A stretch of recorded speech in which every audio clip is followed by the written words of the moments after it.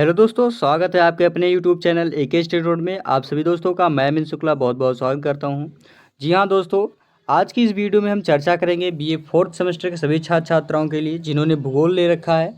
भूगोल में आज हम आपको यहां पे बातचीत करेंगे न्यू सिलेबस के अंतर्गत, जो आपके पेपर के लिए और आपके स्टडी के लिए बहुत ही मोस्ट इम्पॉर्टेंट होगा और सॉल्व भी अच्छे से कर सकेंगे। तो दोस्तों, मैं आपको बता दूं कि ये सारे यूनिवर्सिटियों के लिए बहुत ही मोस्ट इम्पॉर्टेंट वीडियो रहेगी और अच्छे से तैयारी भी कर सकेंगे। तो जो दोस्तों अभी तक हमारे चैनल को सब्सक्राइब नहीं किया है तो सब्सक्राइब कर लीजिए और प्लस में बेल आइकन दबाइए, आने वाले वीडियो का नोटिफिकेशन आप लोगों तक बिल्कुल मिलता रहे।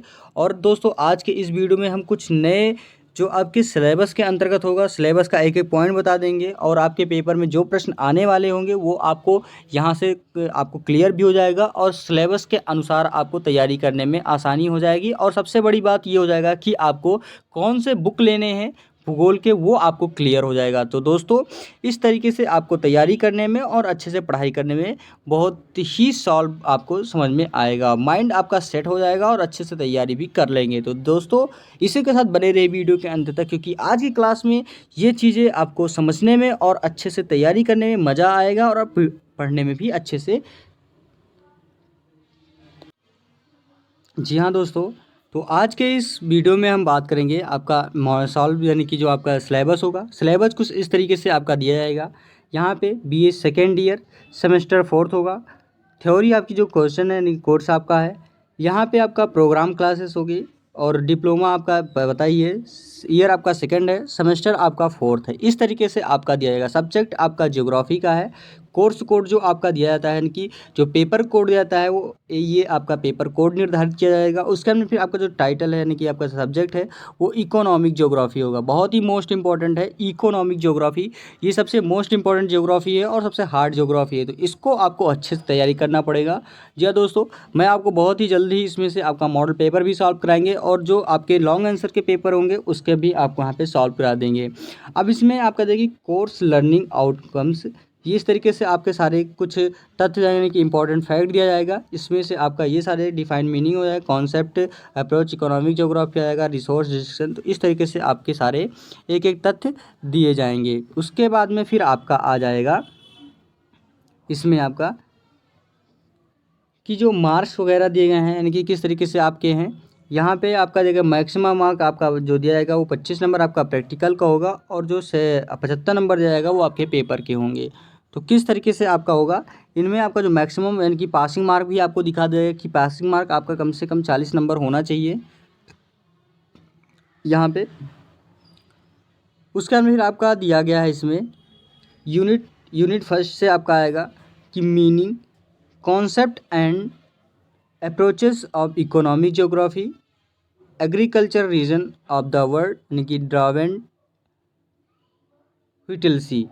तो ये आपके दिए जाएंगे। कुछ कॉन्सेप्ट दिए जाएंगे, इसके अर्थ लिखना होगा। इकोनॉमिक्स अप्रोच के अर्थ, कॉन्सेप्ट यानी कि इकोनॉमिक ज्योग्राफी का आपको यहाँ पे मीनिंग लिखना है कि इसका अर्थ क्या है, कॉन्सेप्ट क्या है। उसका फिर इसके कृषि क्षेत्र में आपको यहाँ पे लिखना होगा कि वर्ल्ड यानी कि विश्व कृषि क्षेत्र में किस किस चीज़ के हैं, तो यहाँ पे आपको लिखना होगा। सेकंड नंबर आपका दिया गया कि रिसोर्स का मतलब आपको पता ही, रिसोर्स का मतलब होता है भेद। Meaning, concept and classification, spatial organisation of economic activity यानी कि जो स्पेटियल ऑर्गेनाइजेशन है।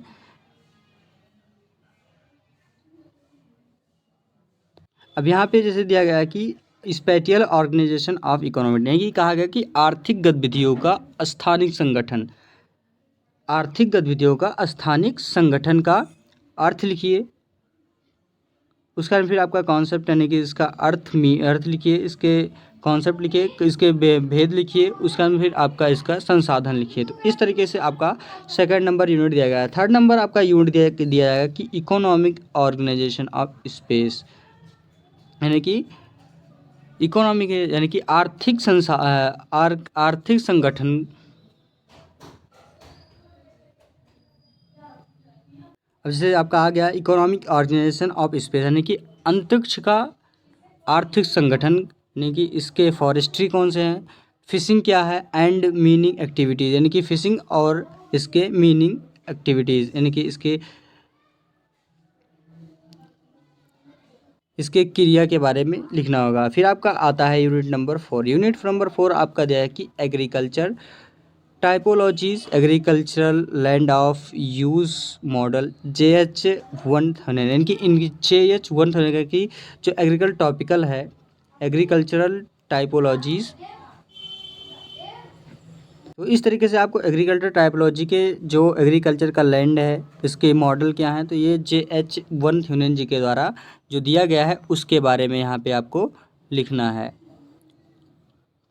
उसके बाद में फिर आपका आ जाता है 5 नंबर टॉपिक है कि टाइप्स ऑफ इंडस्ट्रीज यानी कि उद्योग के प्रकार, factor of location of India यानी कि इंडस्ट्रियल जो होता है यानी कि फैक्ट्रियों के जो फैक्टर है उसके यानी कि गुणनखंड है यानी कि उसके भेद हैं। लोकेशन उसकी क्या होगी, आयरन एंड स्टील इंडस्ट्री यानी कि आयरन मतलब होता है लोहा और स्टील का मतलब होता है आपका जो लौह होता है और अयस्क होते हैं इसके यानी कि लोहा और स्टील के फैक्ट्रियाँ। Cotton textile and sugar theory of industrial location, ये आपको अल्फ्रेड वेबर जी के अनुसार दिया गए सारे जो कथन हैं उसके बारे में यहाँ पे आपको लिखना होगा। उसके बाद में फिर आपका दिया जाएगा नेक्स्ट टॉपिक होगा 6 नंबर। इसमें दिया जाएगा आपका world transportation sea routes and major trans construction railways.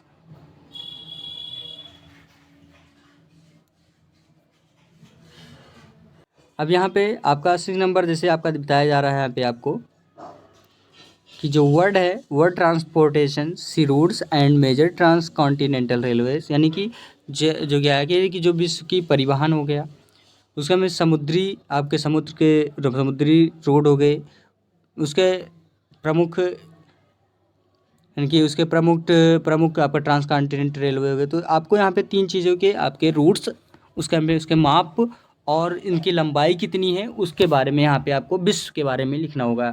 तो जितने भी आपको सारे एक एक पॉइंट बताए जा रहे हैं एक एक आपको यहाँ पे ये सारे आपको पढ़ना पड़ेगा। उसके यहाँ पे आपका आता है WTO and international trade patterns and trends यानी कि कहा गया है जो WTO यानी कि वर्ल्ड ट्रेड ऑर्गेनाइजेशन यानी कि विश्व व्यापार संगठन जिसे कहते हैं, ये आपका जो इंटरनेशनल लेवल पे विश्व व्यवसाय के बारे में बताया गया है इसके पैटर्न के बारे में लिखना है और इसके ट्रेंड्स के बारे में लिखना होगा।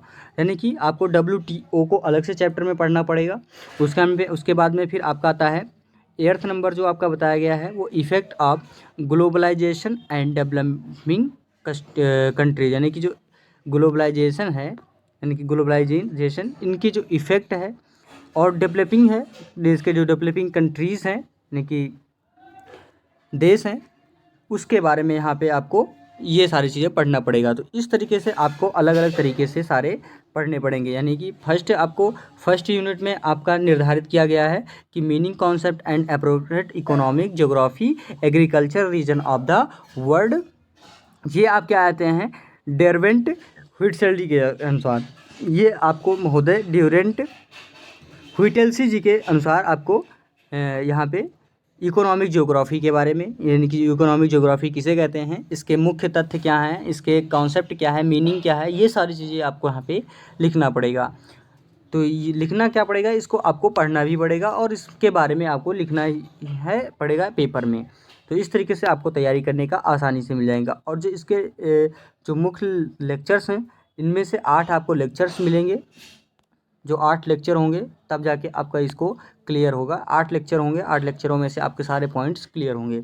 सेकंड आपका तथ्य यूनिट दिया गया है कि resource of meaning concept and classification special organisation economics activity यानी कि क्लासिफिकेशन यानी कि स्पेशल ऑर्गेनाइजेशन ऑफ इकोनॉमिक्स के बारे में यहाँ पे आपको पढ़ना होगा। थर्ड नंबर आपका निर्धारित किया है कि economic organisation space forestry fishing and meaning activities. तो इस तरीके से आपके अलग अलग तरीके से आपको डिवाइडेड किया गया यानी कि यूनिट के अनुसार। तो फर्स्ट यूनिट में आपको ये सारे, सेकंड यूनिट में आपको स्पेशल ऑर्गेनाइजेशन के बारे में, फर्स्ट यूनिट में आपको बता ही दिया कि ज्योग्राफी इकोनॉमिक ज्योग्राफी के बारे में, थर्ड में आपको इकोनॉमिक ऑर्गेनाइजेशन ऑफ स्पेस यानी कि अर्थ,